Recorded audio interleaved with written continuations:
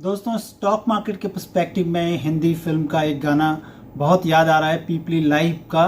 कि सखी सैया तो खूब ही कमात हैं, महंगाई डायन खाए जात है। आज का मार्केट भी इसी महंगाई की चिंताओं को लेकर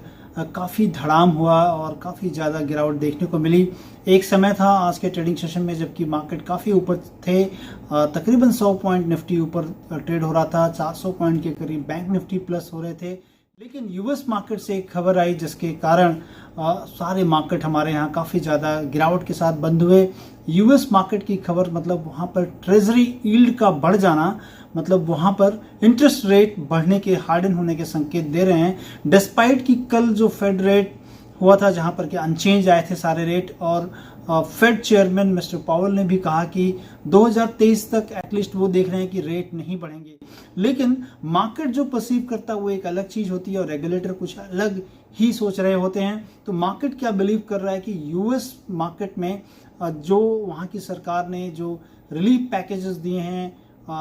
तकरीबन $2 ट्रिलियन का, उसके कारण लोगों के हाथ में जो पैसे आएंगे वो खर्च करेंगे बाजारों में और वहाँ पर उससे महंगाई बढ़ सकती है। और महंगाई बढ़ने का मतलब इन्फ्लेशन का बढ़ना, और इन्फ्लेशन बढ़ने का मतलब इंटरेस्ट रेट का हार्डन होना। उसी संकेत के कारण हमारे मार्केट भी जो है इंडियन स्टॉक मार्केट में हमारे यहाँ 2-3 न्यूज़ है। एक तो हमारे यहाँ भी अगर गवर्नमेंट की बैलेंस शीट को देखें तो फिस्कल डेफिसिट काफ़ी वाइडन हो चुका है। लास्ट ईयर तकरीबन 10% के करीब फिस्कल डेफिसिट था, जो कि इस साल गवर्नमेंट ने 6.5% के करीब का फिस्कल डेफिसिट बर्डन लिया है और एक बड़ी बोरोइंग इस मार्केट में गवर्नमेंट करेगी, जिसके कारण भी यहाँ के गवर्नमेंट बॉन्ड्स की यील्ड को देखें, वहाँ पर एक स्पाइक्स आया है। और उस स्पाइक आने का मतलब है कि यहाँ भी संकेत दे रहे हैं कि मार्केट में इंटरेस्ट रेट हार्ड हो सकते हैं और कॉस्ट ऑफ बोरोइंग कंपनियों की कह लें या सरकार की कह लें, इनके ऊपर इंटरेस्ट का एक बर्डन आ सकता है, जिसके कारण मार्केट शायद डरा हुआ है। और दूसरी चिंता जो है कि मार्केट में वो कोरोना वायरस जो है, resurgence of corona virus cases भी हो रहे हैं, जहां पर कि अगर देखें आप कि लगातार जो है कई दिनों से काफ़ी स्पीड से कोरोना वायरस केसेस बढ़ रहे हैं। अगर आप देखें तो जो केसेस हैं तकरीबन 3 महीने के हाई लेवल पे आ चुके हैं, तो वो भी एक चिंता है मार्केट क्योंकि सरकारें जो हैं सख्त लॉकडाउन की तरफ न चली जाएं, तो बाजार को इस चीज़ का फियर है, और जिसके कारण आज निफ्टी में कह लें तो तकरीबन जो है 160 पॉइंट की गिरावट रही और बैंक निफ्टी में 370 पॉइंट की गिरावट दर्ज के साथ बंद हुए हैं बाजार। निफ्टी में अगर निफ्टी के चार्ट को देखेंगे तो एक अहम लेवल जो कि निफ्टी में 14,650 के पास था, वहाँ पर ट्रेंड लाइन सपोर्ट था और कह लें कि एक नेचुरल सपोर्ट भी आ रहा था, तो दोनों सपोर्ट को तोड़ के नीचे बंद हुआ है। अब निफ्टी की चार्ट को अगर प्रीवियसली हम देखें, निफ्टी जब बढ़ रहा था तो एक गैप क्रिएट किया था निफ्टी ने, और वो गैप 14,337 से लेके 14,467 के बीच था, और मार्केट अभी भी उस गैप के ऊपर ही है। अगर मार्केट थोड़ा भी यहाँ से खसकता है तो शायद उस गैप को फिल करे और फिर जो है यहाँ पे स्ट्रेंथनिंग हो सके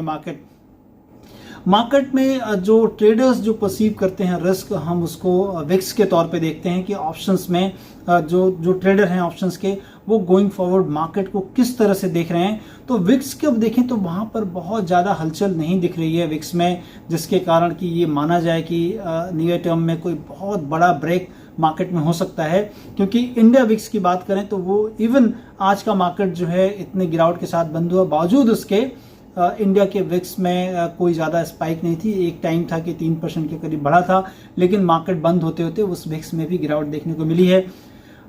यूएस ट्रेजरी यील्ड जो कि 1.7 था जब हमने ये न्यूज़ दी थी अपने सारे लोगों को, उसके बाद जो है 1.75 तक गया और मार्केट में बहुत बड़ी मंदी एक आई है और अभी भी 1.74 के करीब ट्रेड हो रहा है। तो यूएस यील्ड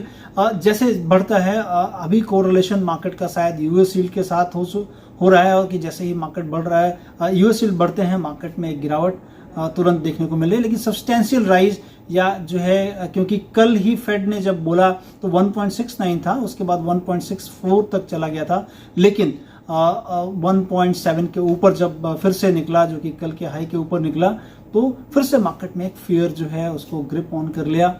तो ये चीज़ें थोड़ी सी कंसर्निंग है मार्केट के लिए। लेकिन जो ट्रेजरी यील्ड यूएस के मार्केट में बढ़ रहे हैं तो वहां पर डाउ में वो रिफ्लेक्शन नहीं आ रहा है, लेकिन रिस्कियर एसेट्स में डेफिनेटली रिफ्लेक्शन देखने को मिल सकता है आपको। नैस्डैक देखें तो 1.7% के करीब इसमें गिरावट दर्ज की जा रही है फ्यूचर्स पे, और क्योंकि जो उसमें हाई कह लें कि अर्निंग्स उनकी काफ़ी हाई है और मार्केट उनको जो है काफ़ी हाई पी दे के रखता है। तो जिन भी एसेट क्लासेस को मार्केट जो है ज़्यादा अर्निंग मल्टीपल्स दे के रखा है वहाँ पर टेपर ऑफ हो सकती है अर्निंग, क्योंकि इक्विटी मार्केट में हम देखें तो हम जो डिस्काउंटेड कैश फ्लो वैल्यूएशन करते हैं उस डिस्काउंटेड कैश फ्लो वैल्यूएशन के तहत एक पार्ट जो है उसमें होता है हमारा इंटरेस्ट रेट, और इंटरेस्ट रेट अगर हार्डन होते हैं तो इक्विटी वैल्यूएशन स्क्वीज हो जाती है। दूसरा एक कह लें कि जो बोरोविंग है कंपनियों की या कॉर्पोरेट की, उनका कॉस्ट ऑफ कैपिटल भी बढ़ जाना उन कंपनियों के लिए जो कैश फ्लो है वो थोड़ा कम करता है एक्चुअली कंपनियों के लिए, तो वो भी एक नेगेटिव होता है। और इसलिए जिन जिन कंपनियों में बोरोइंग कॉस्ट ज़्यादा है या जिनको मार्केट हाई मल्टीपल्स दे के रखता है वहाँ पर थोड़ी सी सावधानी बरतनी चाहिए। और बैंक में इनफैक्ट अगर देखें बैंकिंग स्टॉक्स में, क्योंकि बैंक के पास एक स्टैट्यूटरी जो है रिक्वायरमेंट होती है आरबीआई के द्वारा, जहाँ पर कि उनको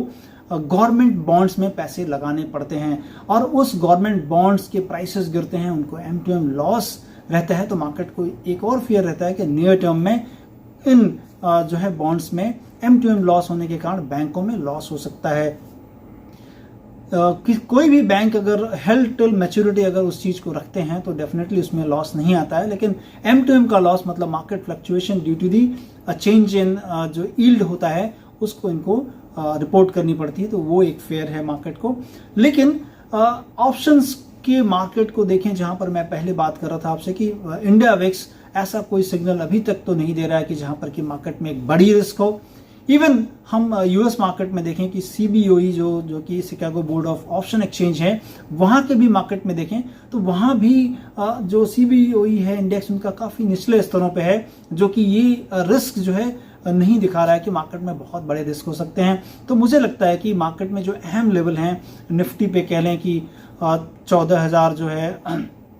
तकरीबन 14,300 के आसपास एक बड़ा लेवल आ रहा है, और वहीं पर बैंक निफ्टी में अगर देखें तो 33,000 के करीब एक अहम लेवल है। तो ये दो मेन लेवल मुझे लगता है कि शायद मार्केट को कंटेन करने चाहिए। और चूंकि इंडियन मार्केट में फाइनेंशियल ईयर एंडिंग है तो भी कैश क्रंच है शायद मार्केट में, उस लिहाज से भी मुझे लगता है कि थोड़ा प्रेशर मार्केट पे हो सकता है गोइंग फॉरवर्ड, क्योंकि लोग थोड़ा लिक्विडिटी और काफ़ी प्रॉफिट भी आया हुआ लोगों का, तो और टैक्सेस भी काफ़ी जमा करने हैं लोगों को, एडवांस टैक्सेस, तो उस लिहाज से भी बहुत सारे प्रेशर्स हैं मार्केट में, उस चीज़ को भी कंसिडर करना चाहिए। लेकिन अहम लेवल को देखें और विक्स को भी देखना काफ़ी इंपॉर्टेंट है, जो कि अभी लग रहा है कि इन दिनों में शायद बहुत बड़ा कट डाउन नहीं हो सकता है, क्योंकि